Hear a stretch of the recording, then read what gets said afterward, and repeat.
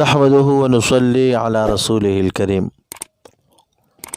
محترم مسلمانانو، نن ډېر اهم ویډیو ده. تاسو اول نمبر دا الفاظ وورئ، بیا زه تاسو سره څو خبرې کوم. السلام علیکم. څنګه یې وروره؟ ښه یې، جوړې تکړه یې، خیر دی، وخت دې ښه تېرېږي. دعا ځان سره کوه، لا اله الا انت سبحانک انی کنت من الظالمین. دا ځان سره که نو سلو کسانو له شیر که نو انشاءالله دا په زړه چې څه ارمانونه یې غونډ به الله پاک پوره کوي. په دغه شپه چې په کومه شپه دې شیر کړو نو انشاءالله غونډ ارمانونه به دې پوره کېږي، او که دې شیر نه کړو نو 9 کاله به ستا یو ارمان نن نه پوره کېږي او پریشانه به ګرځې. نو ضروري شیر کړه چې الله پاک به له خپل انعامات تېر کړي.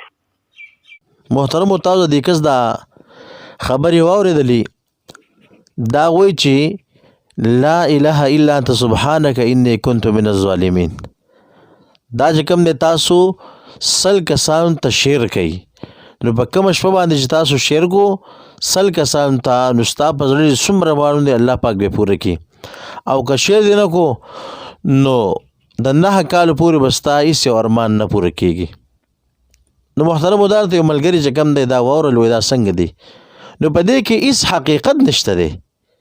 دا ظالمان چې کوم د دې د سوچ نه کوي، خو بس خبر اوري مخکې شیر کوي چې دا غلطه ده، صحیح ده، دا ثابته ده، ثابته نه ده، خو بس غلطي خبرې دي او مخکې شیر کوي. زه مختصر چې کوم دی سوال کوم د دغې کس نه چې ته وایې چې دا چا 100 کسان د شیر کو نو په زړه به هر قسم ارمان پوره کېږي، او که چا شیر نه کو نو 9 کالو پورې به یو ارمان نه پوره کېږي. دا ته ووایه چې دا کلمه په دې 2018-19-20 کې چې کوم دی راله، او که نه دا د مخکې نه موجود وه، قرآن پاک کې موجود ده. دغه رنګې چې کوم دی دا ته ووایه چې صحابه کرامو دا 100 کسان ته شیر کړي وو او که نه و شیر کړي، نبی علیه الصلاۃ والسلام 100 کسان ته شیر کړي وو او که نه و شیر کړي، او ائمو چې کوم دی 100 کسان ته شیر کړي وو که نه و شیر کړي. دغه رنګې تابعین واخله، تبع تابعین واخله. په هغه وخت کې خو د سر د موبایل وجود نه و، نو ښکاره خبر ده هغوی 100 کسان ته موبایل باندې نه دی شیر کړي. چې نه دی شیر کړي نو بیا د هغوی په باره کې به ستا څه خیالي وایي راته، انشاءالله تعالی ستا چې کوم دی هغه نیکه هم د دې جواب نشي کولی. دا الفاظ در ځکه سخت ویې ما چې ګوره دومره غلطه خبره ته راځې او نقل کې، لږ سوچ او فکر کوه.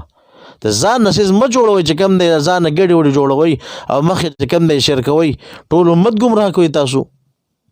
نو محترمو، د دې کس دا خبرې ټول چې کوم دی دروغ دی او غلط دی. د دې خبرونه چې کوم دی ځان وساتئ. الله رب عزت دې موږ د غلطو خبرونه، الله رب عزت دې موږ د دروغ او شرکونو نه وساتي.